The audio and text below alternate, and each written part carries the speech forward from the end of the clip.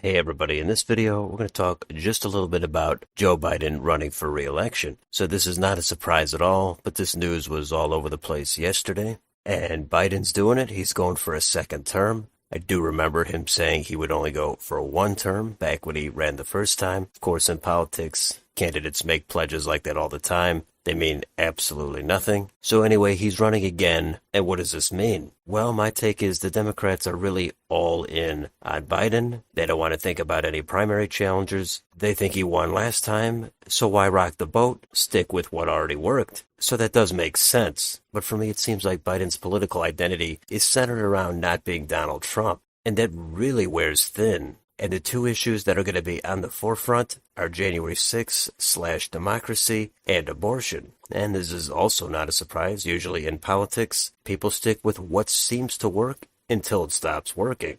The abortion issue, I do agree, that has some momentum for Democrats, but is that going to be the deciding factor? I suppose if the economy was great, you'd probably rather run on the economy, but when it's not so great, you're going to have to look at some other issues. And I don't blame the Democrats for going in on abortion, but like with other issues, I get burnt out on it. I get tired of hearing how it's the single most important thing out there, unless of course we're talking about January 6th, then sometimes that's the most important thing out there. And I find there to be a lot of fatigue with those two issues. They're certainly going to be important to the Democratic base, some swath of independents, but it's really hard to say if that's going to be enough in a year and a half from now. The economy is usually what matters the most. If Trump didn't have COVID in 2020, it seems like he would have won. And if Biden has a weak economy in 24, that might be enough to keep him from a win. But before we look at the general election, we should talk about a Democratic primary. And of course, the two challengers of note in the race already, Marianne Williamson, Robert F. Kennedy Jr., they've got plenty of time to gain more momentum in the polling. And we know the establishment Democrats are not at all going to want to look at either of those two as serious contenders. They're going to get smeared, and it looks like there might not be any debates. At least the DNC is not going to sponsor any. If there's enough public backlash, then things could change. And I don't want to specifically blame the DNC or Biden or Democrats about not having any primary debates, because I know the exact same thing would happen on the other side. It's happened on the other side. Once your candidate is in there, you don't want to stir things up. You don't want to give someone else an opportunity to drive a wedge and potentially let the other side win. So I think that's much more of an establishment or in power kind of dynamic. So it's not going to be unique to Biden or the Democrats, but in this particular example, he is in power. So I think it's fair to levy some additional scrutiny. And I know the establishment Democrats are going to be completely terrified if he were to get on stage and go up against Kennedy or Williamson or maybe another Democrat.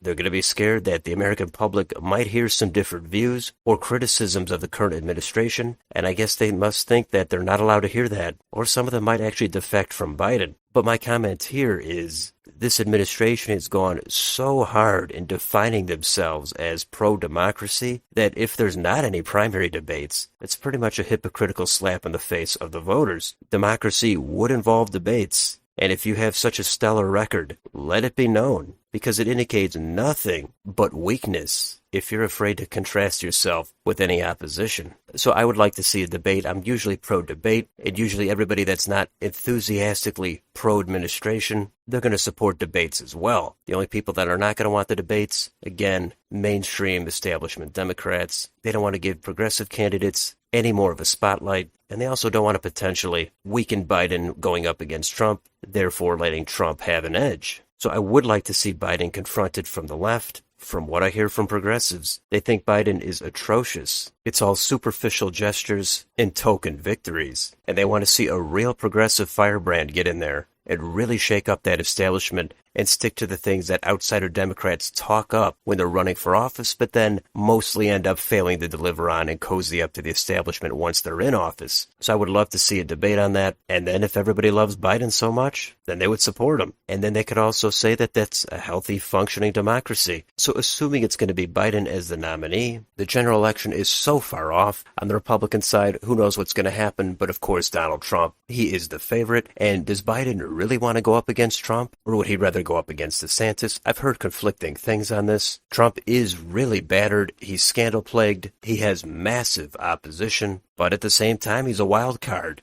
And the turnout he would get, it's unpredictable. He already delivered the goods once in 2016. I think Democrats think he's the easiest candidate to beat, but they're also the most scared of him. Because on paper, he should be easily beatable, but the track record says otherwise. 2020 was extremely close in a handful of states, so maybe they would rather go up against Ron DeSantis. But then there would be less people motivated to come out against Ron DeSantis as there would be for Donald Trump, so maybe DeSantis would have an easier time. I always like to leave the door open on different possibilities. Things can change. They frequently do change. So I don't know who Biden would actually want to go up against. I think there's no point in asking him because, of course, he's going to say he could beat any of them. He's going to say the Republicans are extreme. There's a lot of stock political responses that both sides will give. I'm just not going to be one of those people that makes hard predictions. There's so many different things that are going to come up between now and the general election, but the best barometer is probably going to be the economy. Now, one last thing I've seen is the vast majority of Democrats don't want Biden to run, but the big reason they give is his age. Now, to me, I don't really understand that. If you think Biden is a rock star and you agree with him on policy, you think he has great political acumen, you like his personality, you think he could beat Trump, then what's the problem? Just because he's over 80? So I don't really understand that completely. I get it, he's old,